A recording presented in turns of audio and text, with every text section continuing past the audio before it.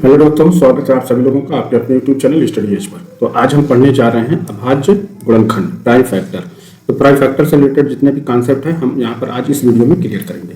और ये जो कॉन्सेप्ट और ये ट्रिक होंगी ये इंपॉर्टेंट है फॉर ऑल एग्जाम के लिए। जैसे आप एसएससी, सीजीएल या रेलवे वगैरह की तैयारी कर रहे हैं, उसमें जो है अभाज्य गुणनखंड से बहुत से ऐसे क्वेश्चन आते हैं। तो उन सारे क्वेश्चंस को और उसके कॉन्सेप्ट को हम यहाँ पर क्लियर करेंगे। तो चलिए हम शुरू करते हैं अपनी ये वीडियो। तो वीडियो शुरू करने से पहले मेरी रिक्वेस्ट है कि यदि आप चैनल पर नए हैं तो चैनल को सबसे पहले आप सब्सक्राइब कर लें, है ना। और अपने से क्लासमेट के साथ ज़रूर शेयर करें। वीडियो अच्छी लगे तो उसे लाइक करें, है ना। प्यारा सा अच्छा सा कमेंट भी कर दिया करें। यहाँ पर देखो, अभाज्य गुणनखंड में सबसे पहली चीज़ ये जो बहुत इंपॉर्टेंट है वो है एक गणित की मूलभूत प्रमेय, है ना। इस गणित मूलभूत प्रमेय यानी कि फंडामेंटल थियरम ऑफ अर्थमेटिक है। इसमें ये है कि जो प्रत्येक भाज्य संख्या होती है हम उसको अभाज्य गुणनखंड के गुणनफल के रूप में लिख सकते हैं। तो सबसे पहले हम समझते हैं कि भाज्य और अभाज्य संख्या। भाज्य संख्या का मतलब होता है कंपोजिट नंबर, जिसे कहते हैं इंग्लिश में, कि वे संख्याएं जो अपनी एक और अपनी संख्या के अलावा दूसरी संख्याओं से भी विभाजित होती हैं, उन्हें हम भाज्य संख्या कहते हैं। जैसे देखो 8 है तो 8 1 से भी डिवाइड होगा, 2 से डिवाइड होगा, 4 से डिवाइड होगा और 8 से डिवाइड होगा। इस तरीके से हम देखते हैं कि ये 1 और 8 यानी कि एक और अपनी संख्या के अलावा दूसरी संख्याओं से भी विभाजित हो रहा है, इसलिए ये हमारी संख्या क्या कहलाएगी, इसको हम कहेंगे भाज्य संख्या। ठीक है। उसी तरीके से देखो होती है अभाज्य संख्या। तो अभाज्य संख्या क्या है? अभाज्य संख्या का मतलब ये हुआ कि वे संख्याएं जो केवल एक से और अपनी संख्या से विभाजित होती हैं उन्हें हम कहते हैं अभाज्य संख्या। जैसे देखो 5 है, 5 1 से और 5 से, बस इनके अलावा और किसी नंबर से विभाजित नहीं होगा, इसलिए अभाज्य संख्या है। जैसे देखो 13 जो है 1 से और 13 से विभाजित होगी, इसलिए 13 हमारी क्या हो जाएगी, ये भी एक अभाज्य संख्या होगी। तो जितनी भी भाज्य संख्या होती है हम उसको अभाज्य गुणनखंड के गुणनफल के रूप में लिख सकते हैं। जैसे यहाँ पर कुछ एग्जाम्पल दिया है, 24 है, 90 है, 3780 है। तो जैसे अगर हम 24 का निकालते हैं अभाज्य गुणनखंड, तो ये देखो 2 से कटेगा, 2 × 2 2 दूना के 4, फिर यहाँ हम काटेंगे तो ये हो जाएगा 2 × 6 12, फिर 2 से काटेंगे तो कितना आएगा, 2 × 3 = 6। इस तरीके से 24 का अभाज्य गुणनखंड जो आएगा वो 2 × 2 × 2 × 3 इस तरीके से आएगा। तो इसको अगर हम घात के रूप में लिखना चाहें तो 2 कितनी बार है, 3 बार है, तो इसको हम लिख सकते हैं 2 की घात 3, और 3 एक बार है तो 3 की घात 1, इस तरीके से लिख सकते हैं। जैसे देखो 90 का अगर हम निकालें तो 2 से हम काटेंगे तो 2 चौक 8 होगा, 9 में से 8 निकाला, 1 बचा, 0 उतारेंगे 10 हो जाएगा, तो 2 × 5 = 10। अब ये हमारा जाएगा, देखो 5 से हम इसको काट सकते हैं, 5 × 9 = 45, फिर देखो ये 3 से कटेगा, 3 × 3 = 9, और फिर 3 से काटेंगे, 3 × 1 = 3। तो इस तरीके से 90 जो है इसका अभाज्य गुणनखंड कितना हो जाएगा बेटा, 2 × 3 × 3 × 5, यानी कि इस 90 के गुणनखंड में जितनी भी संख्याएं वो क्या है, अभाज्य संख्या है। इसलिए हम इसे कहते हैं कि हाँ, जितनी भी भाज्य संख्याएं होती हैं उसे हम अभाज्य गुणनखंड के रूप में लिख सकते हैं। अगर हम इसको घात में लिखें तो 2 की घात 1 हो जाएगी, और 3 2 बार है, 3 की घात 2 कर सकते हैं, 5 एक बार है तो 5 की घात 1। इसी तरीके से देखो 3780, इसको अगर हम निकालें अभाज्य गुणनखंड तो ये देखो 2 × 1 = 2, 3 में से 2 गया, 1 बचा, 7 उतारेंगे 17 हो जाएगा, तो 2 × 8 = 16, 17 में से 16 निकाला, 1 बचा, 8 उतारे 18 हो गया, तो 2 × 9 = 18, फिर ये 0 यहाँ गया, फिर इसको हम काटे तो ये 2 × 9 = 18, और ये 2 चौक 8 है ना, 9 में से 8 निकाला, 1 बचा, 0 उतारेंगे 10 हो जाएगा, और 2 × 5 = 10। अब देखो इकाई का अंक 5 आ गया, तो ये 5 से कटेगा, तो 5 × 9 = 5, यहाँ पे से 5 निकाले, 4 बचा, 4 उतारेंगे 44 हो जाएगा, तो 5 × 9 = 45 होता है, तो 5 × 8 = 40, 44 में से 40 निकाला, 4 बचा, 5 उतारा 45, फिर 5 × 9 = 45। अब यहाँ पे देखो 1 8 और 9 है ना, अब ये कितना होता है, 9 1 10 8 18, तो 18 जो है ये हमारा कितने कट रहा है, 3 से, तो मतलब हुआ कि ये 3 से विभाजित होगा, 3 × 6 = 18 और 3 × 3 = 9, फिर ये देखिए 3 से कटेगा, 3 दूना के 6 और 3 × 9 = 3, फिर इसको हम काटेंगे तो कितनी बार जाएगा, 3 × 7 = 21, 7 क्या है, अभाज्य संख्या है। तो 3780 का अभाज्य गुणनखंड जो होगा ये आ जाएगा कि 2 × 2 × कितना होगा, 3 × 3 × 3 × कितना आ जाएगा, फिर उसके बाद देखो 5 है और फिर 7 है।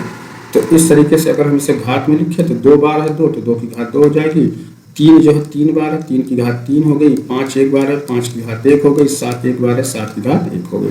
तो इस तरीके से हम किसी भी भाज्य संख्या को उसके अभाज्य गुणनखंड के गुणनफल के रूप में लिख सकते हैं। यही जो कहलाती है गणित की मूलभूत प्रमेय या फंडामेंटल थ्योरम ऑफ अर्थमेटिक कहते हैं।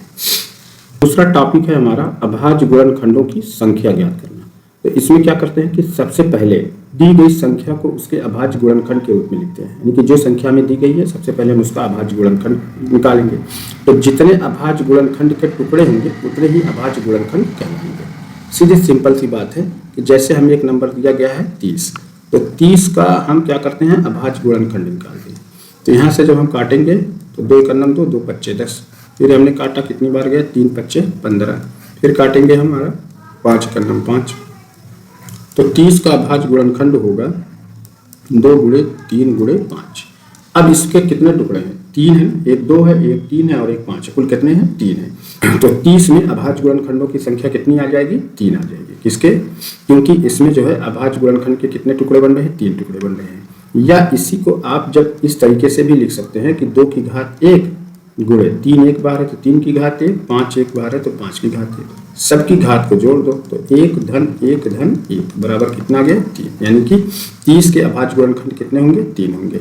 इसी तरीके से देखो 48 है, एक संख्या हमें दी गई है 48, इसका अगर हम निकालें तो देखो ये जाएगा 2 दूना 4 और 2 चौका 8, फिर ये काटेंगे कितनी बार 2 × 2 2 दूना 4, फिर ये काटेंगे 2 छक 12, फिर ये कटेगा 2 तिहाई क्या 6, फिर ये आएगा 3 × 3।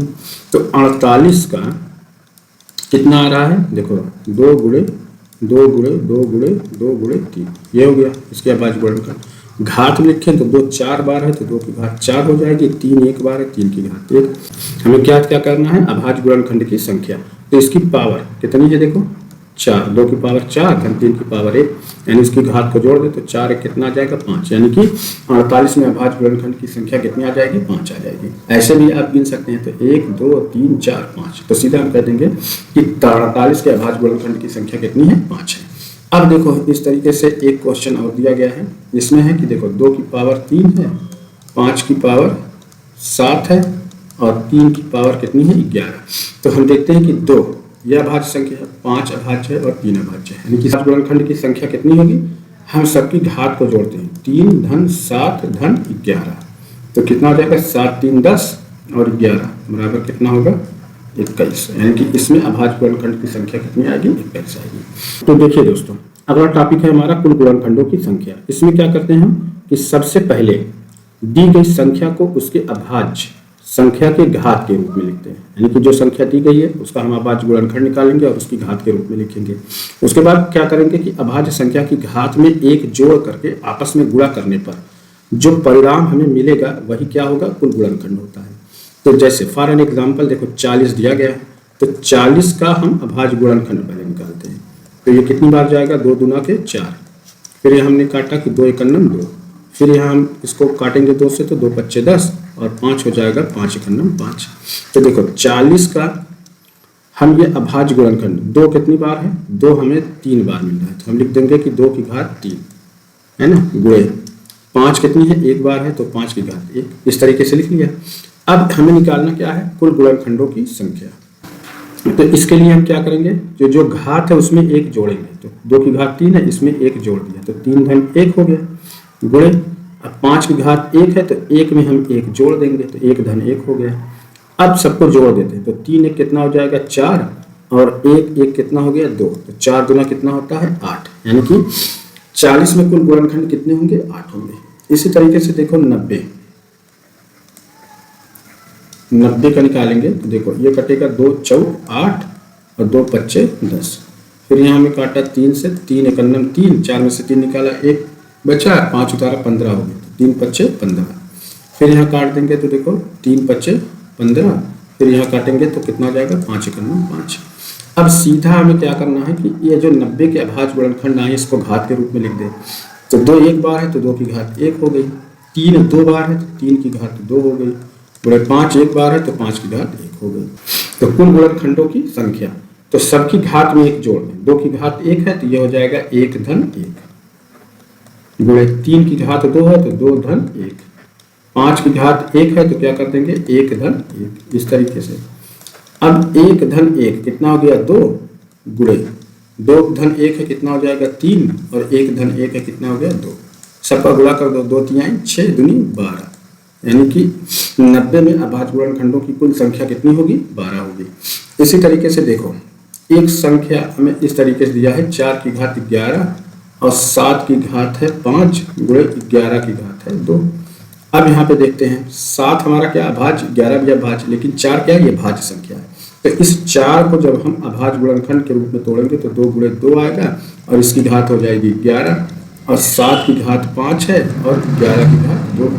अब आगे जब हम इसको सॉल्व करेंगे तो 2 गुणे 2 की घात 11 यानी कि 11 इस पे भी आएगा, 2 की घात 11 फिर 2 की घात 11 ये हो गया, गुणे 7 की घात कितनी है 5 और गुणे 11 की घात कितनी है 2। यहाँ पे देखो 2 की घात 11, यहाँ पे भी क्या है 2 की घात 11, तो ये घात है और ये हमारा आधार है ना, बेस है। तो बेस बराबर होने पर घात को क्या कर देते हैं हम जोड़ देते हैं। तो यहाँ पर बेस हमारा बराबर है ना, तो 2 है तो इसको हम ले लिया 2 और 11 11 कितना हो जाएगा 22, ठीक है। गुणे यहाँ पे देखो 7 की घात 5 गुणे 11 की घात 2। अब सबको की घात में 1 जोड़ दो तो 22 में 1 जोड़ा तो 22 धन 1, 7 की घात कितनी है 5 है तो 5 धन 1 हो जाएगा। इसी तरीके से 11 की घात 2 है तो गुणे 2 धन 1 ये हो गया। अब सबको जोड़ दें तो 22 से कितना हो जाएगा 23 और 5 1 6 और 2 1 3, सबका हम गुणा कर देते हैं। तो पहले 6 का करें तो 6 3 का 18 के 8 आता है 1, 6 दूनी 12 1 13 कितना जाएगा 138। अब इसमें हमें करना है कितना 3 का, 3 8 24 के 4 आता है 2, 3 3 का 9 और 2 11 के 1 आता है 1 और 3 का 9 3 है 4, यानी कितना आ रहा है कुल 414। तो इस तरीके से देखो 4 की घात कितनी थी 11 गुणे 7 की घात कितनी थी 5 गुणे 11 की घात कितनी थी 2। इसमें जो है कुल गुणनखंड कितने होंगे 414 होंगे। तो इस तरीके से हम कुल गुणनखंडों की संख्या ज्ञात करेंगे। देखो अगला टॉपिक है हमारा गुणनखंडों का योग। तो इसमें क्या करते हैं कि सबसे पहले दी गई संख्या को अभाज्य संख्या के गुणनखंड के रूप में लिखते हैं। उसके बाद क्या होगा कि प्रत्येक अभाज्य संख्या की घात से लेकर 0 तक को हल करके आपस में जोड़ देते हैं, प्राप्त परिणाम का गुणा करते हैं। तो गुणा करने के बाद जो परिणाम मिलता है वही गुणनखंडों का योग होता है। तो यहाँ पर देखिए दिया है कितना 50, तो सबसे पहले हम 50 का अभाज्य गुणनखंड निकालते हैं। चलिए तो ये हो जाएगा देखो 2 दूना के 4 हो जाएगा, 2 5 10, फिर ये आएगा देखो 5 5 25, फिर ये यहाँ पे आ जाएगा 5 1 5। तो 50 का अभाज्य गुणनखंड कितना आ जाएगा 2 एक बार है तो 2 की घात 1, 5 कई बार है 2 बार है तो 5 की घात 2, इस तरीके से लिख लिया।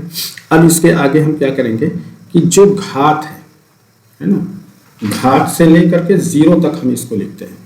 तो यहाँ पर देखो 2 की घात 1 है, पहले तो लिखा 2 की घात 1 है ना। उसके बाद क्या करेंगे प्लस, क्या हो जाएगा कि 2 की घात 0 गुणे। अब यहाँ पे देखो 5 की घात 2, अब इससे 1 कम कितना हो जाएगा 5 की घात 1 धन, फिर इससे 1 कम कितना हो जाएगा 5 की घात 0, यहाँ तक लिख लिया। अब सबको हल करके गुणा कर देंगे तो 2 की घात 2, 1 का मान कितना जाएगा 2 धन, और 2 की घात 0 का मान कितना आएगा 3 1, ये हो गया। उसके बाद देखो 5 की घात 2 का मान कितना जाएगा 5 5 25 प्लस 5 की घात 1 का मान 5 आएगा, 5 की घात 0 का मान कितना आएगा 1 आएगा। अब सबको जोड़ दें है ना, तो 2 1 कितना हो गया 3 और 25 5 30 1 कितना हो गया 31। अब इसका गुणा कर दें है ना, 25 5 30 1 31 गुणा करते तो 3 1 कितना हो जाएगा 3 और 3 3 का कितना हो गया 9। यही जो 93 होगा ये क्या होगा कि 50 में के अभाज्य गुणनखंडों का योग आएगा है ना। अब इसी तरीके से देखो दूसरा क्वेश्चन, इसमें देखो हमें दिया गया है 2 की घात 3 है और गुणे 5 की घात 2 है ना। अब ये हमारे पास मौजूद है ना अभाज्य गुणनखंड के रूप में। तो सबसे पहले हम क्या करते हैं कि जो हमें दिया गया है उसकी घात से लेकर के 0 तक लिखते हैं। तो पहले 2 की घात 3 प्लस 1 कम किया 2 की घात 2 प्लस 1 कम किया 2 की घात 1 हो जाएगा, प्लस इसमें 1 कम करेंगे तो 2 की घात 0 हो जाएगा, इंटू अब 5 की घात 2 है ही है, 1 कम करेंगे 5 की घात 1 प्लस फिर 1 कम करेंगे तो 5 की घात 0, इस तरीके से लिख लिया। अब सबको हल कर लेते हैं। 2 की घात 3 का मान कितना आ जाएगा 8 2 की घात 2 का मान कितना आ जाएगा 4, 2 गुना 4, धन 2 की घात 1 का मान 2 और 2 की घात 0 का मान 1, ये हो गया। उसके बाद करेंगे 5 की घात 2 का मान कितना हो जाता है 25 और 5 की घात 1 का मान कितना आ जाएगा 5 और 5 की घात 0 का मान कितना आ जाएगा 1। अब सबको जोड़ देते हैं, 8 4 12, 12 में 2 जोड़ा कितना हो गया 14, 14 में 1 जोड़ेंगे कितना हो जाएगा 15। अब यहाँ पे देखो 25 5 30 1 31, दोनों का गुणा कर दो, 15 51 कितना आ जाएगा 15 के 5 आता है 1 और 15 3 45 और 1 46, यानी कितना आएगा 465 आएगा। अब देखिए बच्चों, यहाँ पे अगला टॉपिक है हमें विषम और सम गुणनखंड ज्ञात करना। तो इसके लिए क्या करेंगे कि सबसे पहले दी गई संख्या को अभाज्य संख्या में तोड़ते हैं, ये तो हमें करना है। उसके बाद क्या करेंगे कि प्रत्येक विषम अभाज्य संख्याओं के घात में 1 जोड़ करके आपस में गुणा करने पर विषम गुणनखंड प्राप्त होते हैं। उसके बाद क्या करेंगे कि कुल गुणनखंड से विषम गुणनखंड घटाने पर सम गुणनखंड प्राप्त होंगे। तो सबसे पहले हम क्या करते हैं, देखो 42, यह है हमारा 42, इसके हम अभाज्य गुणनखंड पहले निकाल लेते हैं। तो कितना आ जाएगा कि 2 दूना 4, 2 1 2, फिर ये देखो 3 7 21, फिर यहाँ पे आ जाएगा 7 1 7। अब इसमें सबसे पहले हम क्या करते हैं कि कुल गुणनखंड, सबसे पहले देखो ये 42 है हमारा, 42 में देखो 2 1 बार है तो 2 की घात 1 हो गई, 3 1 बार है तो 3 की घात 1 हो गई, 7 1 बार है 7 की घात 1 हो गई, इस तरीके से लिख लिया। अब इसके हम कुल गुणनखंड क्या प्राप्त करेंगे, कुल गुणनखंड। तो कुल गुणनखंड कितने हैं, अब देखो 1 है 2 की घात 1, 1 में 1 जोड़ देंगे, 3 की घात 1 है तो इसमें भी हम 1 में 1 जोड़ दिया, 7 की घात 1 है तो इसमें भी हम 1 में 1 जोड़ देंगे। अब सबको जोड़ करके गुणा कर देंगे, तो यहाँ पे हो गया 2 गुणे 1 1 कितना हो जाएगा 2, फिर आ जाएगा 2, तो कितना हो जाएगा 2 दूना 4 दूना 8, ये हमें क्या मिलता है कुल गुणनखंड। अब इसके बाद हम निकालते हैं विषम गुणनखंड, क्या निकालेंगे, विषम गुणनखंड। तो विषम संख्या कौन है, देखो 3 है और 7 है, 3 की घात 1 है तो 1 धन 1 लिखा, 7 की घात 1 है तो ये भी 1 धन 1 लिखा। अब इसको हम जोड़ देते हैं, तो 1 1 कितना हो जाएगा 2 गुणे 2 बराबर कितना हो गया 4, यानी कि विषम गुणनखंड कितने हो जाएंगे 4। अब इसके बाद हम निकालते हैं सम गुणनखंड, क्या निकालेंगे, सम गुणनखंड। तो कुल गुणनखंड कितने हैं 8, इसमें से हम 4 निकाल देंगे, तो सम गुणनखंड कितने आ जाएंगे 2। तो इस तरीके से हम सम और विषम गुणनखंड की संख्या निकाल लेंगे। अगला नंबर देखो हमें दिया गया एक नंबर 81, कितना है 81, इसका हम निकालते हैं। तो 81 देखो यहाँ पे 3 से कटेगा, 3 दूना के कितना हो जाएगा 6, 8 में से 6 निकाला 2 बचा, 1 उतारेंगे तो 21, फिर हो जाएगा 3 7 21। अब यहाँ निकालेंगे, देखो 3 9 कितना हो जाएगा 27, फिर निकालेंगे देखो 3 3 का 9, फिर निकालेंगे हम 3 1 3, ये आ गया। तो 81, ये जो हमारा नंबर 81 है, इसमें देखो 3 कई बार 4 बार है तो कितना हो जाएगा 3 की घात 4, और इसमें जो है सिर्फ 3 है ना, यानी कि विषम संख्या है, तो इसमें सिर्फ हमें क्या मिलेगा विषम गुणनखंड। तो यहाँ पे जब हम विषम गुणनखंड निकालेंगे तो यहाँ पे 4 है, 4 में 1 जोड़ दिया है ना, तो ये कितना हो जाएगा 4 1 5, यही हमारा क्या आ जाएगा विषम गुणनखंड हो जाएंगे। अब उसके बाद देखो अगला नंबर है हमारे पास 100, कितना है 100 है। तो हम 100 का सबसे पहले क्या कर लेते हैं, भाज्य गुणनखंड निकाल लेते हैं इस तरीके से। तो यहाँ पे आ जाएगा देखो 2 5 10 0, फिर 2 दूना के 4 और 2 5 10, फिर ये आ जाएगा हमारा 5 5 25, फिर हो जाएगा देखो 5 1 5। अब यहाँ 100 का 2 कई बार है 2 बार है तो 2 की घात 2 लिखा, 5 कितनी बार है 2 बार है तो 5 की घात 2 लिखा। अगर हमें इसमें विषम गुणनखंड निकालना है, क्या चीज विषम गुणनखंड, तो विषम संख्या 5 है, इसकी घात 2 है तो 2 में 1 जोड़ दो, कितना आ जाता है विषम गुणनखंड 3। अब सम गुणनखंड निकालने के लिए हमें इसके कुल गुणनखंड निकालने पड़ेंगे, तो हम निकालते हैं कुल गुणनखंड, क्या निकालेंगे हम कुल गुणनखंड। तो यहाँ पे 2 की घात 2 है तो 2 में 1 जोड़ दिया, ये हो गया गुणे, 5 की घात 2 है तो यहाँ पर भी हम 2 में 1 जोड़ देंगे, तो ये आ जाएगा तो 2 1 3 और 2 1 3, 3 3 का कितना आ गया 9। अब जब हमें मिल गया यहाँ पर क्या चीज कुल गुणनखंड, तो जब हम सम गुणनखंड निकालेंगे, क्या सम गुणनखंड। तो कुल गुणनखंड कितना है 9 में से हम विषम गुणनखंड कितना आया हमारा 3, इसको हम घटा देंगे, 9 में से 3 निकाला कितना आया 6, तो ये हमारा आ जाएगा सम गुणनखंड। तो इस तरीके से हम सम और विषम गुणनखंड निकालेंगे। तो ये था हमारा अभाज्य गुणनखंड से रिलेटेड, है ना, कुछ इंपॉर्टेंट टॉपिक्स थे जो क्वेश्चन करने से पहले हमें समझना बहुत ज़रूरी होता है ना। तो ये थी हमारी इंट्रोडक्शन वीडियो। इसके बाद जो है हम इससे रिलेटेड कुछ क्वेश्चन प्रश्नों को करेंगे जो आपके एग्ज़ाम में पूछे जाते हैं, है ना। वेरियस जो कॉम्पिटिटिव एग्ज़ाम है उसमें इससे रिलेटेड क्वेश्चन आते हैं। अगर आपने इन कॉन्सेप्ट को अच्छे तरीके से समझ लिया है तो क्वेश्चन करने में कोई भी दिक्कत नहीं होगी। तो इसके बाद की जो मेरी वीडियो होगी उसमें हम कुछ प्रश्नों को लेकर के आएंगे। 10-10 प्रश्नों की सीरीज होगी, आप उसे ध्यान से करेंगे और अभाज्य गुणनखंड से जितने भी रिलेटेड फैक्टर हैं उन सब पे पकड़ जो है बहुत अच्छी तरीके से बना लेंगे। तो चलिए आज के लिए इतना ही, मिलते हैं नेक्स्ट वीडियो में। और हाँ, यदि मेरी वीडियो इन्फॉर्मेटिव है, आपको अच्छी लगती है ना, आपके एग्ज़ाम के लिए बेहतर है, तो सबसे पहले ये काम कर लीजिए कि आप इस चैनल को सब्सक्राइब कर लीजिए, क्योंकि चैनल बहुत छोटा है, आप ही इसे बड़ा कर सकते हैं। और अच्छी लगे तो इसे अपने क्लासमेट के साथ ज़रूर शेयर करें, है ना। वीडियो को लाइक भी कर दिया करें और छोटा सा प्यारा सा अच्छा सा एक कमेंट भी ज़रूर कर दें। तो बस आज के लिए इतना ही, मिलते हैं नेक्स्ट वीडियो में।